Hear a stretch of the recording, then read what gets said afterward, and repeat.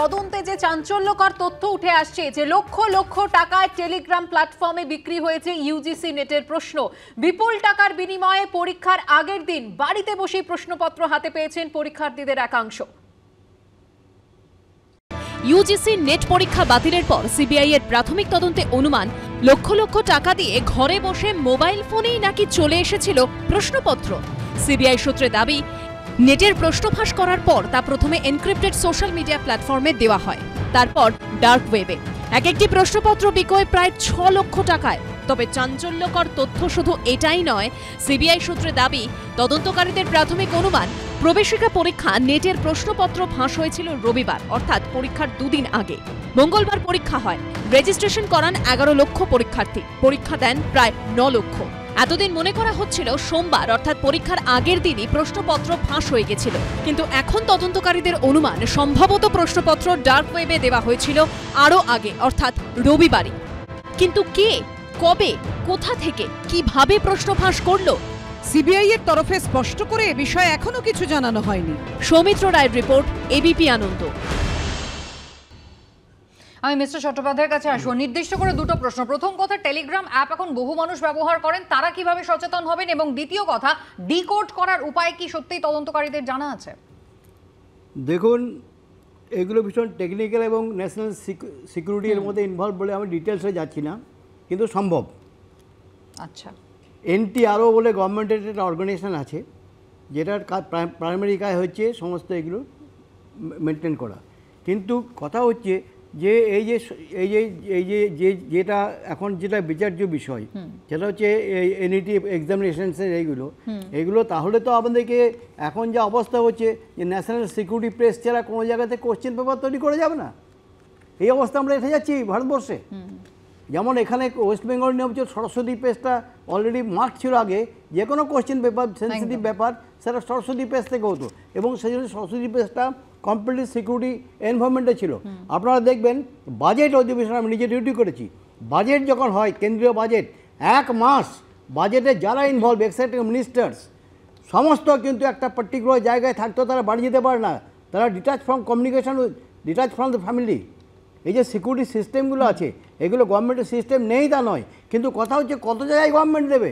আমাদের executive corruption এবং এই যে ম্যাল অ্যাডমিনিস্ট্রেশনস, এই যে এত বেশি বেড়ে গেছে both at centre as well as the state level, যে কোথায় যাবে, কোথায় করবে, কারণ সেখানে তো সব জায়গায় তো এতগুলো এত ইয়ে করা যে সম্ভব নয়। যদি স্পেসিফিক খবর থাকে এবং লোকের এই যে প্রবণতা করাপশনটা রন্ধে রন্ধে ঢুকেছে।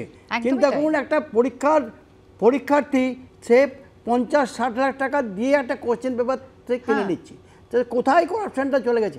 এবং এই যে কোহর্ট, এই কোহর্টগুলো কিছু এক্সিকিউটিভ, কিছু এই দালাল, সকল কোর্ট অ্যান্ড কোর্ট দালাল এর মধ্যে ইনভলভ, এবং যারা এগুলো করে, এবং ইউপিএসসিতেও আছে, মনে রাখবেন প্রায় ইউপিএসসিকে জন্য ইয়ে করা হয়, মনিটর করা হয় একদম। এবং এই যে নতুন যে পাবলিক এক্সামিনেশন অ্যাক্ট যেটা বলা হচ্ছে, তার আন্ডারে কিন্তু একেবারে সেন্ট্রাল গভর্নমেন্ট যে পরীক্ষাগুলো নাই, UPSC, staff selection commission, railway বোর্ডের পরীক্ষা সবকটাকেই রাখা হয়েছে। আমি একদম রাহুল বাবুর কাছে এই জায়গায় আসবো, রাজনীতির যোগ ছাড়া এই দাপট কি আদৌ সম্ভব? যে প্রশ্ন আমি বিরতির আগেও করছিলাম। এবং কোথাও প্রভাবশালী, আপনার নিশ্চয়ই মনে থাকবে গত 2 বছর এই জুলাই মাসে হতে চলেছে শিক্ষা নিয়োগ দুর্নীতির তদন্ত চলছে এই রাজ্যে।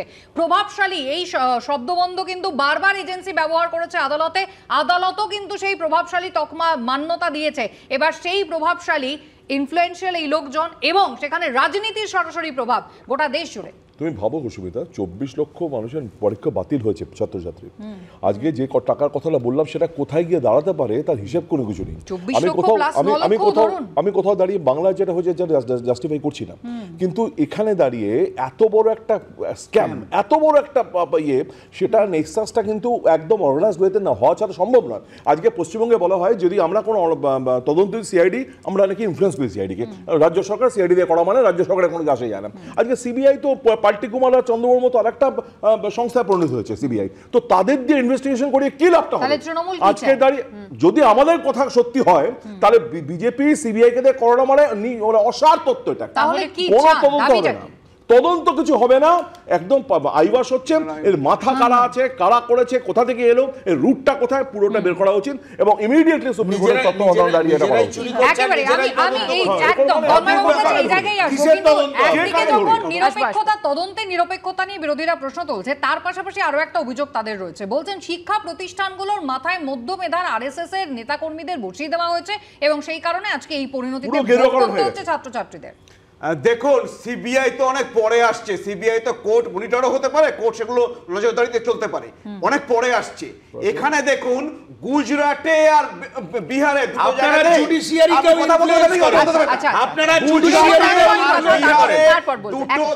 দুটো জায়গাতেই বিজেপি সরকার আছে, বিহারে হচ্ছে সরকার হচ্ছে, কথা বলবেন না, শুনুন। এবার গুজরাটে সেই পুলিশই প্রথমে হচ্ছে এটাকে বার করেছে এবং 5 জনকে অ্যারেস্ট করেছে। যদি সেখানে প্রভাবশালী থাকতো তাহলে পুলিশ পশ্চিম বাংলার মতন ধামাচাপা দেওয়ার চেষ্টা করতো। আপনারা বিহার পুলিশ এবং ইকোনমিক অফেন্স উইং সেখানে 13 জনকে অ্যারেস্ট করেছে। যদি সেখানে থাকে তাহলে তারা শাস্তি পাবে, কিন্তু পশ্চিম বাংলা যেটা হয় সেটা হচ্ছে সরকার থাকে বলে ধামাচাপা দেওয়া হয়। এখানে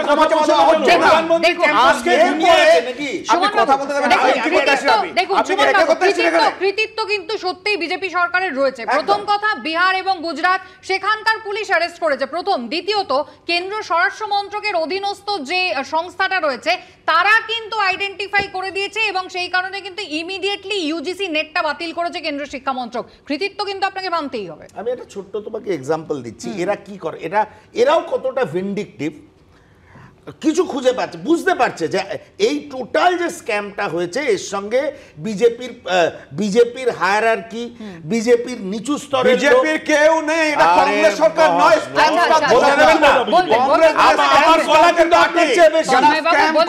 প্যানেলটা নষ্ট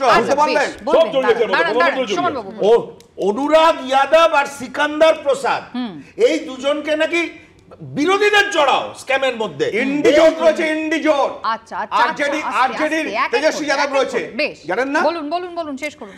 অনুরাগ যাদব, সিকান্দার প্রসাদ, এই দুজনকে নাকি বাংলো ঠিক করে দিয়েছিল। বাংলো কারা ঠিক করে দিয়েছিল? প্রীতম কুমার, তেজস্বী যাদবের প্রাক্তন আত্মসহায়ক। পরে কি দেখা গেল? এরা এত বড় মিথ্যেবাদী, পরে দেখা গেল ওই বাংলোর কোনো এক্সিস্টেন্স নেই। এটা সংবাদ মাধ্যমে দেখিয়েছে। প্রতি পদে চুরি, রাহাজানি, ডাকাতি এরা করছে। হোয়াটসঅ্যাপে কথাবার্তা চলছে, ফোনে কথাবার্তা চলছে। আর কি চাই আপনাদের? কর্পোরেট এবং সর্বভারতীয় ক্ষেত্রে এই পরীক্ষার প্রশ্নপত্র যদি মুড়ি মুড়কির মতো টাকা ফেললেই কেনা যায় তাহলে দেশের শিক্ষা ব্যবস্থা কোথায় দাঁড়িয়ে রয়েছে? রবিবার ডাক্তারের নিট পিজির পরীক্ষা রয়েছে, আর তার আগে সরকারি হাসপাতালের চিকিৎসক সুমন বিশ্বাস দাবি করেছেন 65 লক্ষ টাকা দিলে এমডিতে ভর্তি করিয়ে দেওয়া হবে বলে তার কাছে অজানা নম্বর থেকে ফোন এসেছিল। চিকিৎসকের আশঙ্কা ফোনটি কোনো প্রতারকের হতে পারে বা কোনো পরীক্ষা মাফিয়ারও হতে পারে। आता है उतना क्वेश्चन आप सबमिट करते हैं और जो क्वेश्चन आपको नहीं आता है उसे नहीं करते हैं कुछ भी, और वहाँ पे सर सेंटर मैनेज करके हम लोग मार्क्स को वहाँ पे इंक्रीज करवा देते हैं। जब साइड लॉक हो जाता है सर, वहाँ पे चेकिंग के लिए अनलॉक किया जाता है। वहाँ पे पहले आपका फिलअप करवा के फिर उसे सबमिट करवा के फिर ऑथराइजर के सामने में अनलॉक करवा के चेक करवाते हैं। उसके बाद आपका मार्क्स इंक्रीज हो जाता है ऑटोमेटिक। आप रिजल्ट के दिन देख सकते हैं कि आपका रिजल्ट 650 से 715 तक आ जाएगा। आप अपने अकॉर्डिंग कोई भी 3 ब्रांच चूज करेंगे, आप जो ब्रांच चाहेंगे सर वो ब्रांच एक ले सकते हैं ना। प्रोसीजर क्या है? जब प्रोसीजर रहता है सर, पहले कुछ डॉक्यूमेंट सेंड करना रहता है और इसमें सर 65 लाख रुपया चार्ज लगता है। अच्छा ठीक है, मैं सोच के बोलता हूँ आपको। लास्ट সোমবার আমার সকাল 11টা নাগাদ আমার কাছে ফোন আসে। অপোজিটে যে দিদি ছিলেন তিনি হিন্দিতে কথা বলছিলেন। প্রথমেই বলেন যে আপনি তো নিটপিজিতে অ্যাপিয়ার করছেন। আমি বললাম হ্যাঁ। তারপরেই বলে যে আমরা আপনার জন্য আপনার ড্রিম ব্রাঞ্চে ড্রিম কলেজ দিয়ে দিতে পারবো। ফার্স্ট অফ অল আমি এই কথাটা শুনে ভাবি যে অনেক প্রাইভেট ইনস্টিটিউট থেকে ফোন আসে সেরকম কিছু, আমি অতটা সিরিয়াসলি নিইনি। নেক্সট টাইম বলে যে আপনি যে কোনো গভর্নমেন্ট কলেজে অল ওভার ইন্ডিয়াতে আপনি যে কোনো ব্রাঞ্চে আপনার ড্রিম ব্রাঞ্চ যেটা আপনি চাইছেন সেটা আপনি পেয়ে যাবেন। ওই কথাটা আমাকে ক্লিক করে। পুরো প্রসেসটা শুনে আমার যেটা মনে হচ্ছে এখানে দুটো পসিবিলিটিস হতে পারে। একটা কমপ্লিটলি একজন ফেক একটা লোক, ফ্রডুলেন্স থেকে, সেখান থেকে আমার কাছ থেকে এরকম বলে আমাকে টুপি পরিয়ে টাকা নিতে চাইছে। আর একটা হতে পারে সত্যি তাদের কোনো ক্ষমতা আছে, যেই বা ইনফ্লুয়েন্সিয়াল লোকের সাথে ওঠা বসা আছে, যেগুলো তারা পুল করে সেটা এনবি ওয়েবসাইটে গিয়ে তারা বা এনবির কাছে গিয়ে তারা নাম্বারগুলোকে পুট করছে। রাহুল দা, খুব একটা নিশ্চিন্ত হওয়ার জায়গায় বোধহয় পশ্চিমবাংলা নেই, কারণ যতই আপনি বিহার বলুন বা যতই আপনি গুজরাট বলুন, বিহার শাসিত বলুন, এ রাজ্যের ক্ষেত্রেও কিন্তু চক্র একেবারে সক্রিয় রয়েছে, সেটার প্রমাণ। না এর কোথা থেকে ফোনটা আসছে দেখতে হবে তো, কারা এর মধ্যে জড়িয়ে আছে, রাজ্যটা কি, কোন রাজ্য থেকে এলো, কারা বাংলাকে বদনাম করার চেষ্টা করছে, কারা বাংলাকে জড়িয়ে দেওয়ার চেষ্টা করছে। আজকে বাঙালিদের বাংলাকে বদনাম করার প্রক্রিয়া চলছে এবং এই নেক্সাসে বা এই স্ক্যামের মধ্যে বাংলাকে ঢুইতে পারলে পাওয়া বারো। সুতরাং তাতে বাংলাদেশের তো সাইবার ইন্টেলিজেন্স আছে, আরে নিশ্চয়ই বেরোবে, যদি এটা ফেক না হয়, যদি এটা কোনো আদৌ কোনো অসার মানে যদি কোনো রকম এতে কোনো কন্টেন্ট থাকে তাহলে ডেফিনেটলি বেরোবে। কিন্তু এটা এই রাজ্যের গল্প নয় সুস্মিতা, এটা চলছে দেশ জুড়ে, এটা দেশ জুড়ে চলছে এবং এটাকে ডেফিনেটলি বন্ধ হওয়া উচিত একেবারে।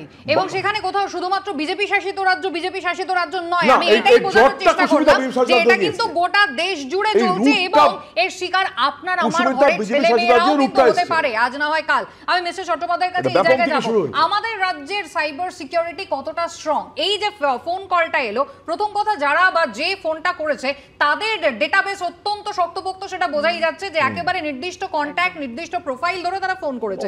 কিন্তু আমাদের সাইবার সিকিউরিটি কত, আমাদের সাইবার ক্রাইম সিকিউরিটির আমাদের লালবাজারে একটা বিরাট একটা ভালো সেল আছে একটা, এবং আমাদের ওয়েস্ট বেঙ্গল পুলিশ কিন্তু প্রচণ্ড দক্ষ এখন। এবং আপনাদেরকে এই প্রসঙ্গে একটা জিনিস বলে রাখি যে আমরা এত এই যে আমাদের একটা শ্রীলঙ্কা থেকে একটা স্পেশাল টিম আসছে যাদেরকে আমরা সাইবার সিকিউরিটি ট্রেনিং দেবো, রিসেন্টলি দেবো, এটা আমাদের রিকোয়েস্ট আছে শ্রীলঙ্কা গভর্নমেন্ট। চিন্তা করতে পারো আমরা ওয়েস্ট বেঙ্গল সাইবার সিকিউরিটিতে খুব একটা পিছিয়ে নেই, কিন্তু কথা হচ্ছে যে স্ক্যামটা এত বেড়ে গেছে সাইবার সিকিউরিটির, এত ওয়াইড নেটওয়ার্ক। এবং উনি যেটা বললেন খুব কারেক্টলি বলেছেন, এটা কিন্তু উৎসটা কোথায় সেটা সব থেকে বড় জিনিস, এর হেডটা পাওয়া খুব মুশকিল। ওটা উনি বলেছেন অন্য কারণে, উৎসটা হলে ওনাদের ঘাড় থেকে বোঝাটা নামিয়ে দেওয়া যায়। সাইবার সিকিউরিটির মেইন হচ্ছে সাইবার সিকিউরিটির মেইন ইয়েটা হচ্ছে যে সাইবার সিকিউরিটির যে কোনো জায়গা থেকে করা যায়, এয়ার স্পেস ইন্টার ওয়ার্ল্ডকে ইউজ করা যেতে পারে, এইটা হচ্ছে সব থেকে। এবং এখানে কোনো ইন্টারন্যাশনাল ল এখনো হয়নি, এখনো ইন্টারন্যাশনাল ল হয়নি বলে এটা নিয়ে একটা জায়গায় যে আমরা থেমে যাচ্ছি। কিন্তু সাইবার সিকিউরিটি দেশ জুড়ে যখন এত বড় একটা স্ক্যাম সামনে আসছে মিস্টার চট্টোপাধ্যায়, সেক্ষেত্রে রাজ্যগুলোকে এবং কেন্দ্রকে একযোগে তো এই গোটা ব্যাপারটা ডিকোড করতে হবে। ডেফিনেটলি কোডিং ডিকোডিং না, ইন্টারসেপশন, ফার্স্ট হচ্ছে ইন্টারসেপশন দেন ইনভেস্টিগেশন। এটা আমরা অনেকটা দেখবেন, একটা জিনিস দেখবেন এই যে ব্যাংকে যে ফ্রডগুলো হচ্ছে রিসেন্টলি যে অনেক বেড়ে গেছিল, ব্যাংক থেকে টাকা সাইফন হয়ে যাচ্ছে এবং পার্টিকুলারলি যে একটা পার্টিকুলার গ্যাংকে আমরা লোকেট করেছি, অনেকটা কিন্তু কমেছে। কারণ এটা কিন্তু ওয়েস্ট বেঙ্গলকে আমি ক্রেডিট দেবো, particularly Calcutta police cyber security branch অত্যন্ত সুন্দরভাবে কাজ করছে এবং এখনও করছে। কিন্তু কথা হচ্ছে পাবলিক অ্যাওয়ারনেসের অভাব। আমার এতে টেলিফোনে একটা মেসেজ এলো, আমরা সেটাকে ইগনোর করছি, কিন্তু আমরা যাচ্ছি না। কিন্তু আমি একটু এনটিএ তে ফিরে আসতে চাই। এনটিএ কে নিয়ে প্রশ্ন আজকে উঠছে না, 2021 সালে জওহরলাল নেহরু ইউনিভার্সিটির একটা পরীক্ষাকে কেন্দ্র করেও এনটিএ কে নিয়ে সংশয় তৈরি হয়েছিল।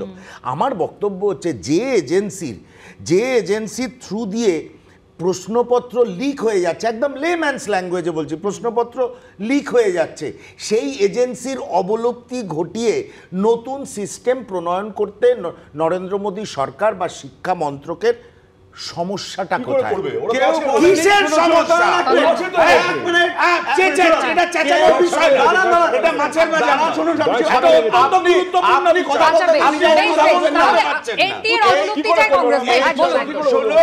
এই সমস্যা সমাধান করে ইলেকট্রাল বন্ডের টাকা ইলেকট্রাল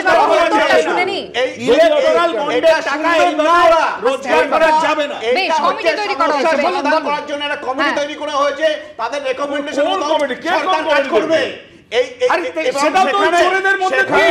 শুধু দেশে নয়, এরকম কথা হচ্ছে যে বিদেশের কোনো এক্সপার্টকে নিয়ে আসা হবে। কিন্তু তন্ময়বাবু, সেই কমিটিতে কারা কারা রয়েছেন সেটা তো দেশের মানুষ জানতে চাইবেন। যেখানে এত বড় একটা স্ক্যাম হচ্ছে, লক্ষ লক্ষ ছেলেমেয়ের ভবিষ্যৎ প্রশ্নের মুখে পড়ছে, একটা সংস্থাকে আপনারা যখন রিফ্রেম করছেন, আপনি দেখুন এখন হচ্ছে সুপ্রিম কোর্টের যেটা নিটটা রয়েছে, সেখানে হচ্ছে সুপ্রিম কোর্টে সিবিআই আগে জানান যে করে নেতা কত টাকা নিয়েছে জানান আগে।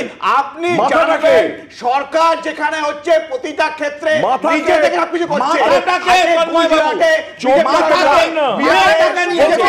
আমরা জানতে চাই। একেবারে আমি আলোচনায় ফিরবো। মাথার প্রশ্ন তুলছেন রাহুল বাবু, যে মাথার খোঁজ কিন্তু দীর্ঘদিন ধরে এ রাজ্যেও চলছে, এখনো পর্যন্ত হদিশ মেলেনি, আর মাত্র 1 মাস হলেই কিন্তু 2 বছর পূরণ হয়ে যাবে। শিক্ষা নিয়োগ দুর্নীতি কিন্তু এখনো এ রাজ্যে চলছে। আলোচনা হচ্ছিল এবং দুর্নীতির যে বড় চক্র কাজ করছে এর পেছনে সংগঠিতভাবে, তাতে আর কোনো সন্দেহ থাকছে না। কিন্তু এই দুর্নীতির জাল বিছানো শুরু হচ্ছে কবে থেকে? নিটের 1 বছর আগেই হয়ে গিয়েছিল টাকার বিনিময়ে প্রশ্ন পাওয়ার ডিল। বিহারের এক পরীক্ষার্থীর বাবা জানালেন, ছেলের পরীক্ষার প্রশ্ন পেতে 1 বছর আগেই ব্ল্যাঙ্ক চেক দিয়ে দিয়েছিলেন তিনি। আরেক পরীক্ষার্থীর বাবার দাবি, প্রশ্ন ফাঁস কাণ্ডে অভিযুক্তদের সঙ্গে তার 40 লক্ষ টাকায় রফা হয়েছিল। নিট দুর্নীতির মধ্যে এবার একের পর এক চাঞ্চল্যকর দাবি প্রকাশ্যে আসছে। কেউ পরীক্ষার 1 বছর আগে দিয়ে রেখেছিলেন ব্ল্যাঙ্ক চেক, কারো সঙ্গে 40 লক্ষ টাকায় রফা হয়েছিল। সেই মতো পরীক্ষার আগের দিন রাতেই পরীক্ষার্থীর হাতে এসে পৌঁছেছিল উত্তর সহ প্রশ্নপত্র। নিট দুর্নীতি কাণ্ডে এবার এমনই চাঞ্চল্যকর স্বীকারোক্তি করলেন পরীক্ষার্থী কিংবা তাঁদের অভিভাবকরা। 161 ধারায় পুলিশের কাছে দেওয়া জবানবন্দিতে অখিলেশ কুমার নামে এক নিট পরীক্ষার্থীর বাবা জানিয়েছেন, তার ছেলে কোটায় থেকে নিটের প্রস্তুতি নিচ্ছিল। একদিন তার বন্ধু সিকান্দার তাকে বলে, ছেলে পরীক্ষায় পাশ করে যাবে, শুধু 40 লক্ষ টাকা লাগবে। পুলিশের কাছে স্বীকারোক্তিতে অখিলেশ জানিয়েছেন, তিনি লোভে পড়ে ছেলের সমস্ত নথি তুলে দেন সিকান্দারের হাতে। 5ই মে ছিল নিট অর্থাৎ MBBS এর প্রবেশিকা। 4 মে রাত্রিবেলা উত্তরপত্র সহ প্রশ্নপত্র পরীক্ষার্থীর কাছে পৌঁছে দেওয়া হয়। রাতের মধ্যে উত্তর মুখস্থ করতে বলা হয়। অখিলেশের দাবি, সিকান্দার জানায় তার ছেলে আয়ুষ রাজ পাশ করে যাবে, শুধু সময় মতো যেন টাকা পৌঁছে দেওয়া হয়। আরেক নিট পরীক্ষার্থী অভিষেক কুমারের বাবা অবধেশ কুমার পুলিশের কাছে জবানবন্দিতে জানিয়েছেন, পরীক্ষার বছরখানেক আগে এই ব্ল্যাঙ্ক চেক দিয়ে ডিল পাকা করেছিলেন তিনি। সিকান্দারের কথা মতোই মে মাসের 3 তারিখ অভিষেককে নিয়ে তিনি পাটনা চলে আসেন। 4 তারিখ অমিত আনন্দ ও নীতিশ কুমারের সঙ্গে তাদের পরিচয় করিয়ে দেন সিকান্দার। সিকান্দার আশ্বস্ত করেন তাঁর ছেলে পাশ করে যাবে। অবধেশ কুমারের দাবি, রাঁচির একটি রাষ্ট্রায়ত্ত ব্যাংকের অ্যাকাউন্টের 2টো ব্ল্যাঙ্ক চেক তিনি সিকান্দারকে দিয়েছিলেন। সিকান্দারের সঙ্গে 40 লক্ষ টাকায় রফা হয় বলে দাবি করেছেন অবধেশ। এবিপি আনন্দ। মিস্টার চট্টোপাধ্যায়, রাজ্যেই বলুন বা জাতীয় ক্ষেত্রেই বলুন, এই দুর্নীতির ক্ষেত্রে কিন্তু একটা বড়সড় মিল রয়েছে। এ রাজ্যেও আমরা দেখেছিলাম চাকরি পাওয়ার জন্য রেড চার্ট, আর এখানেও কিন্তু একেবারে টাকার হিসেব ধরে ধরে ডিল হয়েছিল, কতটা দিতে হবে এবং সাফল্য পেলে বাকি টাকাটা কিভাবে দেওয়া হবে। শুধু তাই নয়, প্রশ্নপত্র উত্তরপত্র সবই কিন্তু সেই একই জায়গা থেকে একইভাবে বাড়ি থেকে উদ্ধার হলো। মানে প্যাটার্নটা কোথাও অপরাধের সেম। দেখুন, মোডাস অপারেন্ডি মোটামুটি একই। কারণ হচ্ছে, প্রথম হচ্ছে যে এই যে মিডল ম্যান যাকে বলেন, আপনারা ভদ্রভাবে বললে মিডল ম্যান বলা হয়, এবং এদের সঙ্গে পলিটিক্যাল কানেকশান, এক্সিকিউটিভ কানেকশান এবং যে অর্গানাইজেশন ইনভলভ তাদের সঙ্গে থাকে। সেটা ওয়েস্ট বেঙ্গলেও আমরা দেখেছি, আর এইখানে সেন্ট্রালেও আমরা দেখছি, এই যে অল ইন্ডিয়া এক্সামিনেশনের ক্ষেত্রেও তো একই দেখেছি। মোডাস অপারেন্ডি দ্য সেম, এবং এরা টার্গেট ওরিয়েন্টেড, অর্থাৎ যারা ইচ্ছুক তারাই পয়সার বিনিময়ে এই সুযোগটা নিতে পারে। এবং ওয়েস্ট বেঙ্গলেও তাই দেখলাম, ওখানেও তাই দেখলাম। কিন্তু এই যে মোডাস অপারেন্ডি এত ছড়িয়ে গেছে, এটা আমরা একটা ছোট জায়গায় হলে হয় কি ইনভেস্টিগেশন সহজ হয়, কিন্তু এটা অল ইন্ডিয়া ফিনোমেননের যে ঘটনা, এবং এত লক্ষ লক্ষ ছেলে কে কোথায় এই ডাটাগুলো করতে পায় ওরা, এবং যেখানে এভাবে ডাটা ওয়েবের ব্যবহার করা হচ্ছে, সেক্ষেত্রে জিনিস আরো বেশি কমপ্লিকেটেড হয়ে গিয়েছে। মানে একেবারে সাইবার বিশেষজ্ঞের সহায়তা প্রয়োজন। আমি রাহুল বাবুর কাছে এই জায়গায় আসবো। এ রাজ্যের ক্ষেত্রে যা দেখে মানুষজন অবাক হয়েছিলেন, আজকে জাতীয় ক্ষেত্রে সেই ছবিটাই আরো বড় আকারে দেখা দিচ্ছে। তার মানে দুর্নীতির আসল জায়গাটা হচ্ছে মেধা বিক্রি, এবং তারই পরিণাম এই। যারা এতদিন ধরে বড় বড় কথা বলে বাংলার দিকে বারবার আঙুল তুলে আনায়ন করার চেষ্টা করেছে, আমরা বারবার বলেছি জিরো টলারেন্সের কথা। আমরা বলেছি যদি কেউ দোষ করে থাকে শাস্তি পাক, এবং তার ফলস্বরূপ পার্থ চ্যাটার্জি বা অনেক নেতা জেলে গেছে, বা শিক্ষা একটা বড় অংশ জেলে গেছে। এরা কি করছে? এরা যারা বড় বড় সাধুবাদ দেয়, বড় বড় কথা বলে, যারা তদন্তের কথা বলে চিৎকার করে, তাদের আজকে নিজের দিকে তাকিয়ে দেখা উচিত।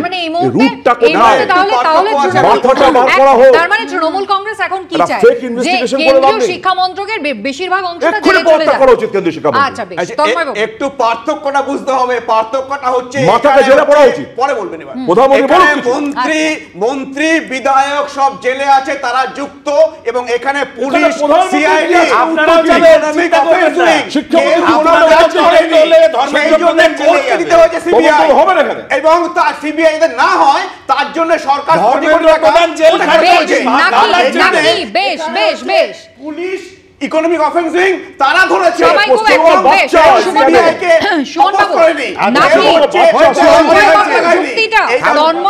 তন্ময় বাবুর বক্তব্য নাকি কোথাও স্ক্যামটা এতটাই রেঞ্জটা বেশি, মানে এদিকে 24 লক্ষ এদিকে 9 লক্ষ, মানে সেই কারণে নেটে যাতে আর বেশি মুখ না পড়ে সেই কারণে ধামাচাপা দিতে আগাম পরীক্ষাটা বাতিল এবং সিবিআই তদন্তের নির্দেশ। নিটের ক্ষেত্রে কিন্তু হয়নি। কুসুমিতা, ওগুলো তো আছেই, যেটা আপনি বললেন সেগুলো তো আছেই। তার চেয়েও বড় কথা, একজন মানে সুস্থ ভারতবর্ষের সুস্থ নাগরিক হিসাবে খুব মানে একটা মানে আশঙ্কায় ভুগছি যে আজকে আপনি যেটা প্রতিবেদনে দেখালেন এবং বললেন, একজন পরীক্ষার্থীর পিতা বলছে যে আমার টাকা রেডি আছে।